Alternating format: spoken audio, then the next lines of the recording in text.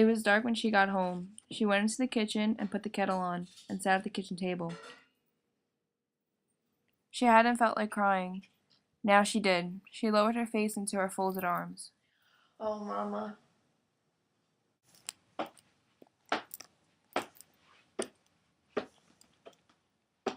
She stood in the doorway, her hand falling slowly away from the wall switch. He moved not at all. She stood there, holding her hat. Finally, she said, I know this wasn't done with. Smart girl.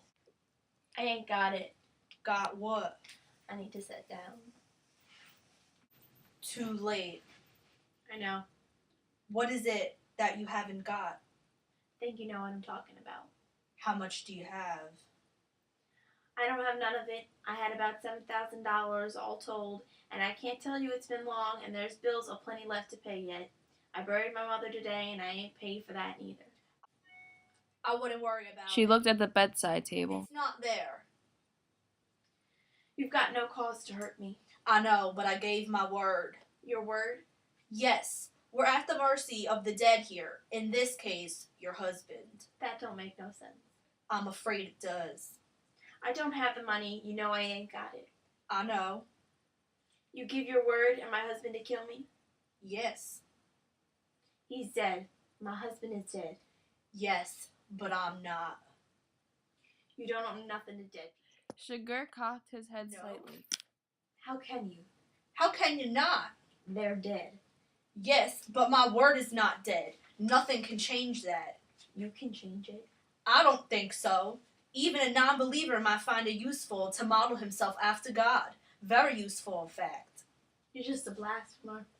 Hard words, but what's done cannot be undone. I think you understand that.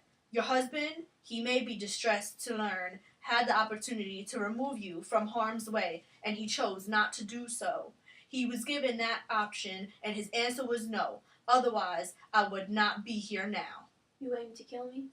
I'm sorry. She turned and looked out the window, the new green of the trees in the light of the vampire lamp in the yard, bending and writing again in the evening wind. I ever done. I truly don't. There's a reason for everything. How many times have I said them very words? I won't again. You've suffered a loss of faith. I suffered a loss of everything I ever had. My husband wanted to kill me. Yes, is there anything that you'd like to say? To who? Well, I'm the only one here. I don't have nothing to say to you. You'll be alright. Try not to worry about it. What? I see your look. It doesn't make any difference what sort of person I am, you know? You shouldn't be more frightened to die because you think I'm a bad person. You know what I was crazy when I was seeing you sitting there. I know exactly what I was in store for, even if I couldn't have said it. It was a hard thing to understand. I see people struggle with it. The look they get, they always say the same thing. What do they say?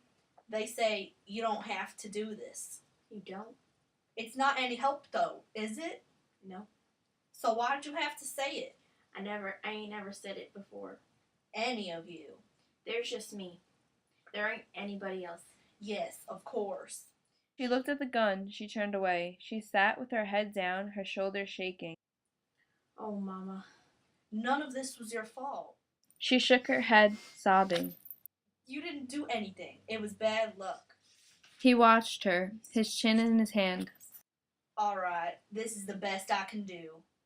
He straightened out his leg and reached into his pocket and drew out a few coins, and took one and held it up. He turned it, for her to see the justice of it. He held it between his thumb and forefinger, and weighed it, and then flipped it, spinning it in the air, and caught it, slapped it down on his wrist. Call it! What? Call it. I won't do it. Yes, you will. Call it. God wouldn't want me to do that. Of course he would. You should try to save yourself. Call it. This is your last chance. Heads. He lifted his hand away. The coin was tails. I'm sorry. She didn't answer. Maybe it's for the best. You make it like it was a coin, but you're the one. It could have gone either way. The coin didn't have to say no. It was just you.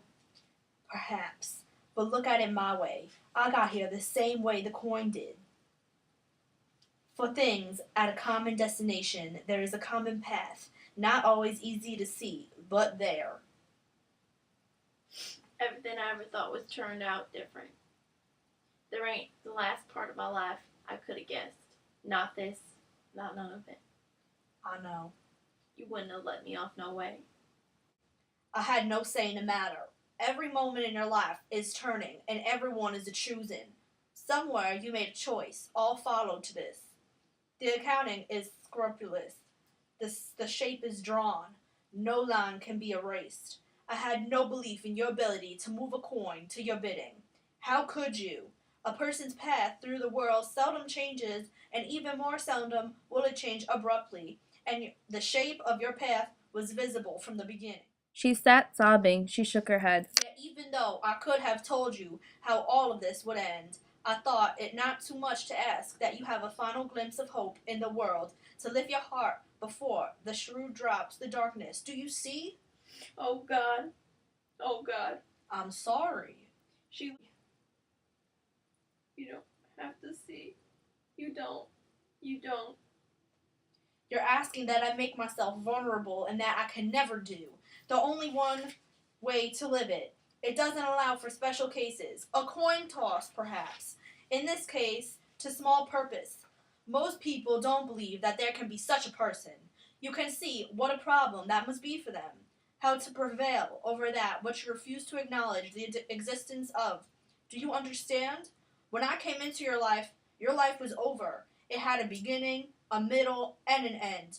This is the end. You can say that things could have turned out differently, that they could have been some other way. But what does that mean?